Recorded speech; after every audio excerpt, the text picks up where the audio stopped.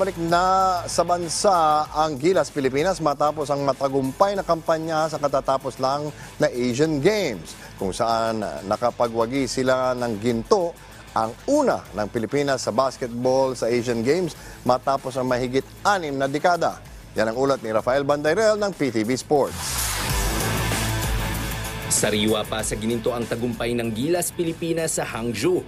Humarap sa mga miyembro ng media ngayong Lunes sina PBA Commissioner Willie Marcial, Gilas Team Manager Al Francis Chua, PBA Chairman Ricky Vargas at Vice Chairman Bobby Rosales upang ibahagi ang kanilang naging karanasan sa Asian Games. Butas ng karayom ang pinagdaanan ng pambansang basketball team matapos ang dikitang quarterfinal match-up kontra Iran, semis laban sa host team China, at finals kontra sa Jordan na undefeated pa sa puntong iyon. Kaya naman ganun na lamang katamis ang tagumpay ng napasakamay na ng Gilas, ang ginto. Aminado si Vargas na hindi siya makapaniwalang nakasungkit ng pinakamakinang na medalya ang Pilipinas sa basketball sa unang pagkakataon sa loob ng 61 taon. Sabi ko, to be able to achieve top 4, I was happy. Then we beat China.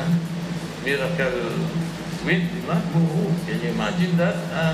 Nagising na lang ako, katabi ko to kasi paminsan-minsan sa bleachers kami nakaupo Pero nagising na lang ako, sabi ni Sheno sa akin, boss, lamang na tayo.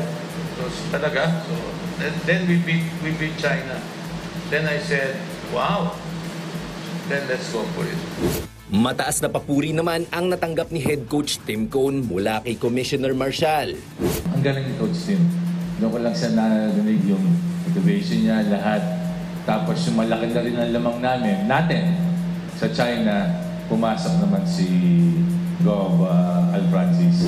Samantala, hindi naman napigilan ni Chua na ilabas ang kanyang mga hinanakit matapos umanong makaranas ng panggigipit ang koponan habang sila'y nasa China. Pagdating namin doon, yung gym parang community service. Wala. Tapos wala kaming bola.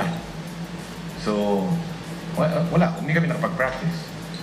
You know, and then, to tell you frankly, I'm with Chairman and Vice Chairman and Kong Willie. Every game, we have to walk at least 100 meters away or more than. Just, para kami nag-warm up na.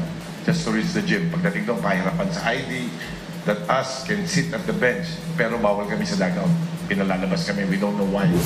Sa nalalapit na pagsapit ng FIBA Asia Cup qualifier sa Pebrero at Olympic qualifying tournament sa Hulyo, ika ni Chua ay hindi pa siya tiyak sa ngayon kung muli siyang magiging bahagi ng Gilas program. Hirit naman ni Chairman Vargas sa SBP, sana ay magkaroon ng basketball summit upang makabuo ng malinaw na plano para sa susunod na mga kompetisyon ng pambansang koponan. Rafael Bandayrel para sa Bayan.